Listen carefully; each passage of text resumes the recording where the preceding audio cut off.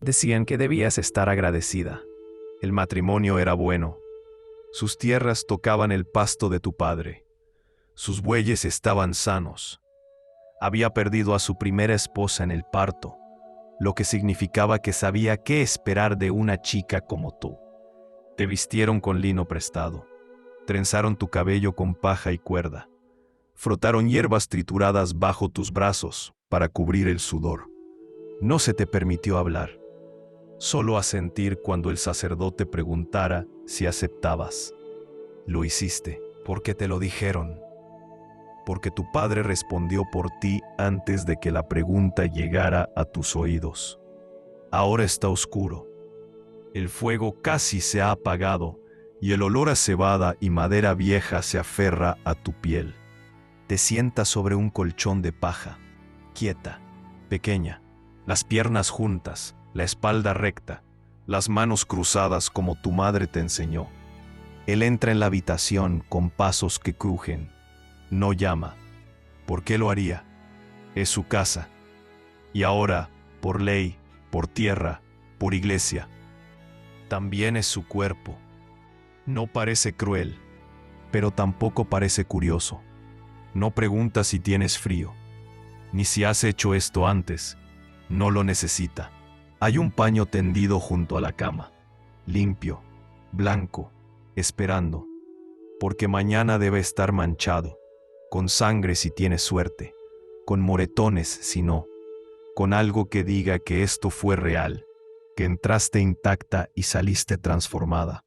Porque en este tiempo, en este mundo, el sexo no se trata de afecto, ni siquiera se trata de placer, se trata de prueba. Y nadie pregunta si tienes miedo, si el roce de la lana contra tus muslos se siente más como soga que como cinta, si el peso que cae sobre ti se siente más como carga que como hombre. Termina rápido. No duele tanto como esperabas, duele distinto. Te limpia con el paño, lo dobla sin decir una palabra y lo coloca sobre la mesa. Tú te quedas ahí, mirando al techo. Hay una grieta en la viga sobre tu cabeza. Parece un rostro si entrecierras los ojos. Pero los ojos están cerrados. Por la mañana, levantarán el paño y sonreirán. Tu madre llorará. Tu padre le estrechará la mano al hombre. La partera sentirá. Tú estarás entre ellos, en silencio. Esposa, novia, mujer, y nadie preguntará cómo se sintió. Nadie preguntará si dijiste que sí, porque nunca se esperaba que lo hicieras. No realmente, porque en la edad oscura, la intimidad no era una pregunta, era una transacción. El precio de la tierra, el cierre de un trato, el costo de un nombre. Esto no es romance, esto no es amor, esto es supervivencia disfrazada de ceremonia. Y tú nunca fuiste consultada, solo fuiste entregada. Si historias como esta te detienen, aunque sea por un momento, gracias por estar aquí. Porque descubrir el pasado es enfrentarlo, no como un conjunto de viejas leyes o costumbres polvorientas, sino como personas reales que vivieron lo que ahora llamamos historia. Si quieres explorar más verdades oscuras como esta, siéntete libre de suscribirte o contar en los comentarios desde donde nos escuchas.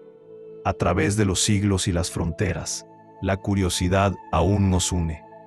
Nunca se suponía que fuera privado. El acto, el momento, la primera noche, nunca fue tuyo. Pertenecía al pueblo, a la familia, a la iglesia. Y ellos miraban, no con curiosidad, sino con obligación. Porque tu cuerpo ya no era solo tuyo. Era un símbolo de alianza, de honor, de propiedad. La ceremonia del lecho era uno de los ritos más comunes. Después del banquete de bodas, te llevaban entre la multitud, a veces cargada, a veces arrastrada.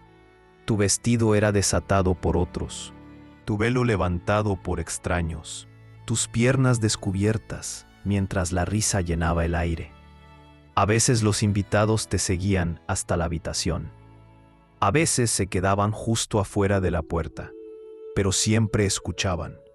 porque lo que importaba no era si sentías amor, era si sangrabas. Querían oír los gritos, oír el crujido del colchón, oír prueba de que la transacción había comenzado. Si te quedabas en silencio, susurraban. Si él fallaba en cumplir, te culpaban a ti. Al amanecer se sacaba el lino, sostenido en alto, exhibido como trofeo, a veces incluso pasado entre la multitud. Un paño empapado en rojo, una señal de que la novia había sido virgen y el esposo un hombre. Si el paño estaba limpio, no importaba que hubieras sonreído, no importaba que hubieras llorado, no importaba lo que se dijo o sintió en la oscuridad. Sin sangre no había honor. Sin sangre podía ser devuelta. Sin sangre podía ser juzgada por engaño o peor, por brujería. En partes de Europa, si se dudaba de la virginidad de una novia, podía ser obligada a someterse a un examen, por un sacerdote, por una partera, por extraños. Inspeccionaban los pliegues de tu cuerpo buscando señales de ruptura, como si tu valor estuviera escrito en piel rasgada y tejidos rotos. Si te declaraban impura, podías ser rechazada, o castigada, o usada sin protección, porque el daño ya estaba hecho. Incluso entre nobles, donde las ceremonias eran más limpias, las reglas no eran más compasivas. Una novia real podía ser observada a través de una cortina. Una doncella requerida para estar junto al lecho, lista para verificar el momento en que el acto se completara. Los reyes a menudo pagaban testigos para confirmar la unión. No porque dudaran de la novia, sino porque temían perder el peso político del enlace. El matrimonio no era intimidad, era política. Y la cama era el campo de batalla. Pero, incluso fuera de las bodas, el ritual impregnaba cada acto. En algunas aldeas, las niñas eran enviadas con hombres mayores para su educación. Se les decía que una mujer debía ser quebrada para poder formarse, que el amor nacía de la sumisión. En otras, se requería que las recién casadas durmieran primero con el señor local, un derecho llamado jus prima noctis, o el derecho de la primera noche. Los historiadores debaten si fue real o exagerado, pero para las mujeres implicadas, el trauma no era teórico. El cuerpo nunca era completamente tuyo. Siempre había alguien esperando para reclamarlo, para inspeccionarlo, para juzgarlo. Y lo peor, lo llamaban sagrado. Decían que era tradición. Decían que era como siempre había sido. Así que sonreías, caminabas el sendero, te quedabas quieta, porque resistirse no era rebeldía, era blasfemia. Porque en la Edad Oscura, el consentimiento no era algo que se daba, era algo que se reemplazaba. Por rituales, por paños, por sangre. Los que escribieron las reglas nunca sintieron el fuego. Vivían en claustros de piedra, envueltos en lana, dedicados a la oración, al silencio y a Dios. Y aún así sabían exactamente cómo debías tocar, y cuándo, y por qué, y a quién. Porque la iglesia medieval no solo se interesaba por tu alma, quería controlar tu deseo. Escribieron libros, volúmenes gruesos, llenos de advertencias, cuadros y mandamientos en latín. Guías sobre cómo tener sexo sin condenarte. Solo en matrimonio, solo para procrear, solo en la posición del misionero, solo en ciertos días, nunca en domingo, nunca durante la cuaresma, nunca durante la menstruación, nunca con alegría. El placer era una amenaza, no solo para la santidad, sino para la jerarquía. Porque si la gente disfrutaba del sexo, fuera de las reglas, fuera del matrimonio, no podían ser controlados. Y así, los monjes, Hombres que habían jurado no tocar nunca, comenzaron a definir cómo debía ser el contacto. Escribieron que la mujer siempre debía estar debajo, no debía moverse, no debía hablar, no debía disfrutar, porque si lo disfrutaba, podía desearlo, y si lo deseaba, podía pedirlo, y pedir, en la Edad Oscura, era peligroso. La confesión se convirtió en vigilancia. Se esperaba que reportaras tus pensamientos, tus sueños, tus impulsos. Si soñabas con alguien que no era tu cónyuge, eras impura. Si tu cuerpo respondía sin permiso, eras pecadora. Decían que la masturbación conducía a la locura, que los sueños húmedos eran invitaciones a demonios, que las súcubos venían por la noche a tentar a los hombres, y que las mujeres eran más fácilmente seducidas, porque estaban hechas de carne más débil. Algunos monjes incluso creían que el placer era la puerta de entrada al mal, que Satanás se deslizaba entre los muslos y susurraba en jadeos. Se obsesionaban con la pureza hasta el punto de lo absurdo. En un reglamento monástico, se condenó a un hombre por amar demasiado a su esposa. A otro se le reprendió por besar durante el acto sexual, demasiado íntimo, demasiado emocional, demasiado humano. Los santos se convirtieron en el estándar de oro.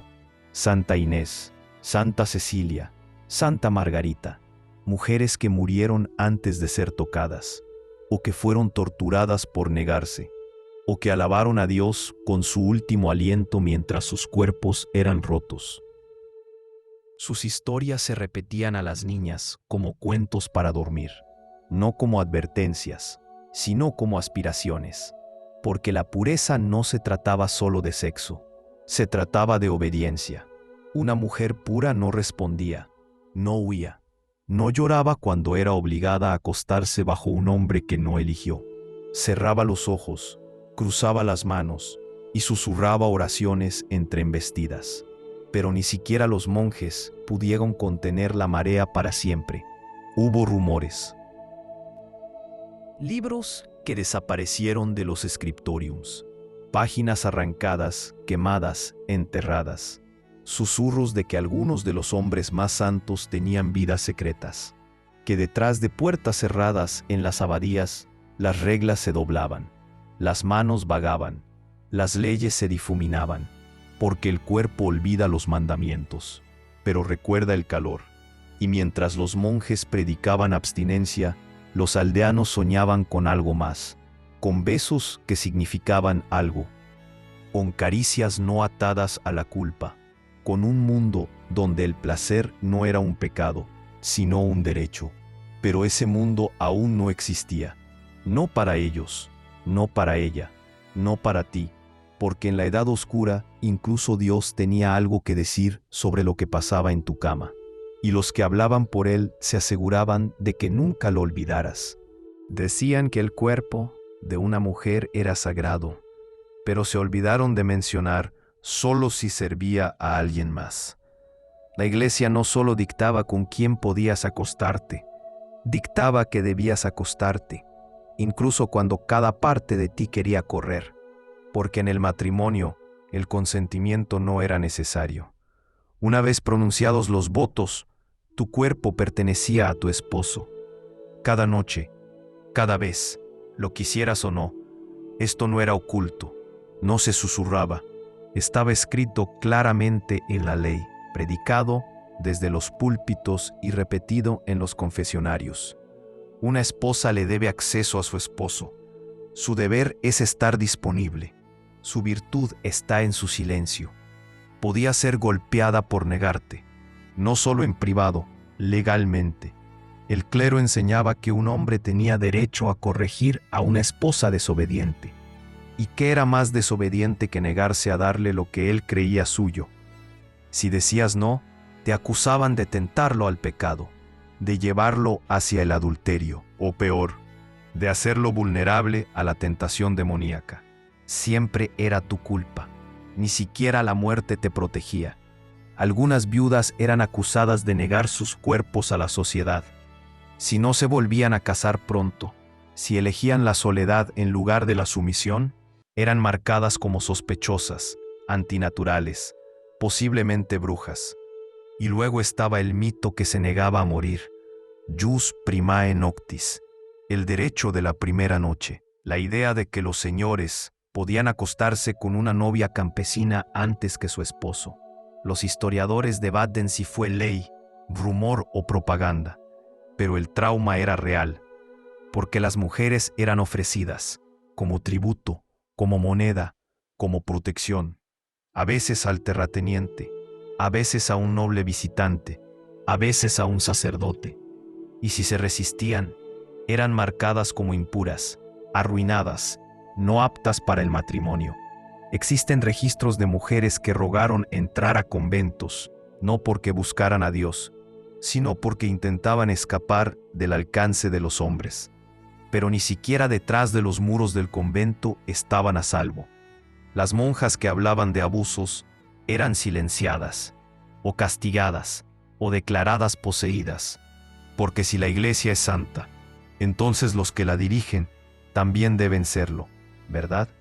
Así que cualquier pecado debía venir de ti, de tu boca, tus muslos, tus sueños. Hacían que las mujeres confesaran haber sido seductoras por el crimen de ser vistas. Hacían que las niñas confesaran haber invitado el contacto por no haberse apartado lo suficientemente rápido. Convirtieron el silencio en la forma más alta de obediencia y el sufrimiento en el camino más seguro hacia el cielo. Porque en la Edad Oscura no existía tal cosa como la violación conyugal, solo existía el deber. Y si dolía, esa era tu cruz. Y si te daba miedo, era el diablo probando tu fe. Y si te dejaba cicatrices, entonces sufre en silencio como lo hicieron las santas. Te decían que cerraras los ojos, que mordieras los labios y que resistieras, porque el dolor de una mujer no era un problema, era un sacramento. No tenía que pasar para que fueras culpable. No necesitabas ser tocada, no necesitabas decir que sí, ni siquiera necesitabas abrir la boca. Todo lo que hacía falta era un pensamiento, un parpadeo detrás de los ojos, un escalofrío durante el sueño, un suspiro que no querías soltar, y de pronto estabas condenada, porque en la Edad Oscura el deseo en sí era prueba de pecado. Creían que los sueños eran puertas, que cuando tu cuerpo se relajaba, tu alma quedaba vulnerable, que algo esperaba en la noche, mirando, esperando a que cerraras los ojos. La súcubo venía en forma de una mujer hermosa, piel suave, voz susurrante. Se montaba sobre el hombre dormido, le drenaba la energía, lo dejaba débil al amanecer. Pero claro, no era culpa de él. Ella era un demonio, una tentadora, una ladrona. Luego estaba el incubo, el espíritu masculino. Venía a las mujeres, especialmente vírgenes, viudas o esposas con maridos lejos. Entraba en sus habitaciones sin hacer ruido, presionaba sus pechos, les sujetaba los brazos y las dejaba sin aliento. Y si una chica despertaba sudando, temblando, con los muslos húmedos, no era un sueño, era una visita. Las emisiones nocturnas en hombres eran culpa del diablo. Para las mujeres, el placer inexplicable era peor, porque demostraba que la lujuria vivía en el cuerpo incluso sin un hombre cerca. Una mujer que disfrutaba del sexo era sospechosa. Una mujer que soñaba con él, peligrosa. Decían que el diablo se escondía en el útero, que viajaba por la sangre y los huesos, se metía en los pensamientos y esparcía la tentación como fiebre.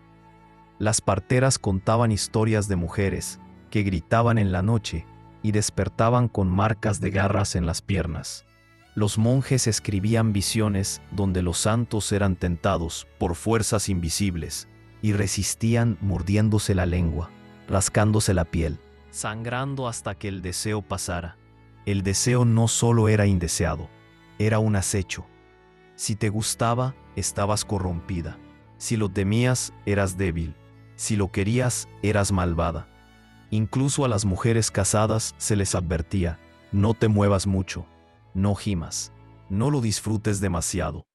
porque disfrutarlo significaba que lo habías aprendido en algún lugar, y aprenderlo significaba que alguien te lo había enseñado, y ese alguien nunca era tu esposo. A mujeres se les quemaba, azotaba o encerraba por apetitos antinaturales. Incluso susurrar sobre el placer podía hacerte acusada de brujería. Así que dejabas de preguntar, dejabas de imaginar, dejabas de soñar. Doblaste tu deseo en silencio, lo escondiste en tus huesos. Te entrenaste para quedarte quieta al ser tocada, para respirar sin sonido, para mantener la cara tranquila mientras tu piel gritaba, porque incluso la fantasía podía traicionarte. Incluso la imaginación tenía dientes, y si se escapaba la palabra equivocada, si alguien te oía suspirar en sueños, si un sacerdote notaba el rojo en tus mejillas, no preguntarían qué sentiste, preguntarían quién lo envió y qué mal vivía ahora bajo tu piel. Porque en la edad oscura, el sexo no tenía que suceder para destruirte. Solo pensarlo era suficiente. Podías vender una gallina, podías vender una cabra, incluso podías vender tu propio trabajo, si tu espalda no se rompía antes. Pero en la edad oscura, había una moneda que nunca perdía valor: tu cuerpo. No tu mente, no tus manos, no tu habilidad, ni tu voz, ni tu alma. Solo piel, respirar, piernas abiertas y bocas cerradas. Si eras pobre, y la mayoría lo era, había pocas opciones: morir de hambre, mendigar, o entregar lo que los hombres siempre creyeron que les pertenecía. Al principio, no lo llamaban prostitución, lo llamaban arreglo, lo llamaban misericordia. Una mujer que hacía compañía a un comerciante rico podía comer durante el invierno. Una chica que visitaba la mansión en días de fiesta podía volver con pan, monedas o sal. Nadie lo decía en voz alta, pero todos lo sabían. Había burdeles, por supuesto, calles enteras en pueblos y ciudades, a veces incluso con licencia de los obispos locales. Sí, obispos.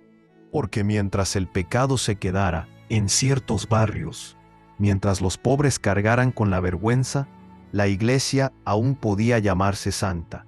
Los monasterios contrataban prostitutas en secreto. Algunos incluso las mantenían fijas, un mal necesario para proteger a los jóvenes monjes de tentaciones mayores. Pero para las mujeres no había protección, ni derechos, ni perdón. Las azotaban si las encontraban fuera a una hora indebida. Las marcaban, les cobraban impuestos, las multaban, las expulsaban de los pueblos cuando llegaba la peste, como si su existencia atrajera la enfermedad. Y aún así, seguían siendo convocadas, seguían siendo usadas, seguían obligadas a sonreír. Los hombres podían acostarse con todas las que quisieran, sin vergüenza, sin registro, sin castigo. Pero una mujer que se sospechara que había disfrutado de un hombre ya era considerada arruinada. Las viudas eran presa fácil, las sirvientas aún más, las esclavas porque sí. La esclavitud seguía existiendo, estaban fuera de la ley. En las cortes nobles, los reyes tenían amantes a la vista de todos. Tenían alas enteras de los castillos reservadas para el placer. Y las mujeres ahí no siempre estaban dispuestas, fueron elegidas, y cuando ya no eran elegidas, eran descartadas como carne en mal estado. Si un hombre seducía a una campesina, era considerado un chiste. Si ella se resistía, podía ser acusada de robo, por negarle lo que él creía suyo. Ni siquiera el matrimonio te protegía.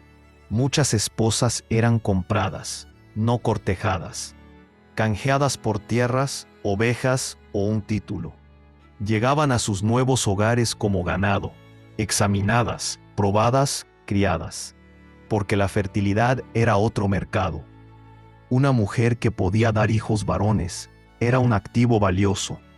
Una que no podía, devuelta, culpada, a veces exiliada.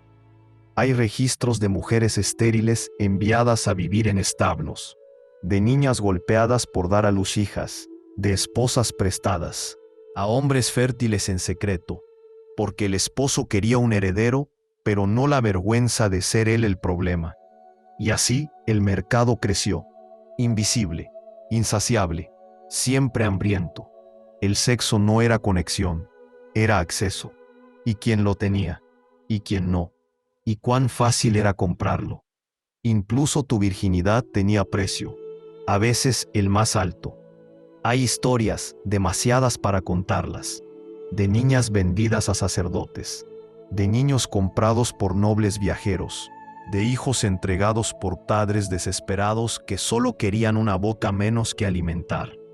Los lavaban, perfumaban, vestían con cintas, y luego los deshacían. No siempre gritaban, pero el silencio costaba más, porque en la edad oscura los cuerpos eran mercancía, no templos, no recipientes del alma, no sagrados, solo carne blanda lista para la próxima transacción. Él te tocó la mano una vez, no como los otros, no como un comerciante inspeccionando fruta, no como un sacerdote midiendo el pecado. Fue suave, un momento que no pedía nada, ninguna tela esperando mancharse, ningún susurro de deber, ninguna transacción detrás, solo calor, un pulgar rozando tu palma, una mirada que no buscaba, solo veía, y te estremeciste, no porque le tuvieras miedo, sino porque algo dentro de ti quería acercarse, y eso era más peligroso que cualquier otra cosa, porque el amor no fue hecho para ti, no en el mundo que te crió, no en la piel que aprendiste a enterrar. El amor era un lujo, era para las canciones que cantaban en las bodas, para los libros que solo los ricos podían leer, para las damas nobles que coqueteaban detrás de abanicos en la corte. A ti no te enseñaron amor, te enseñaron obediencia, te enseñaron a quedarte quieta cuando las manos te encontraban, a llorar sin sonido, a sangrar sin quejarte, a dar sin recibir. Cuando él te sonrió, apartaste la mirada, porque nadie te había mirado con ternura.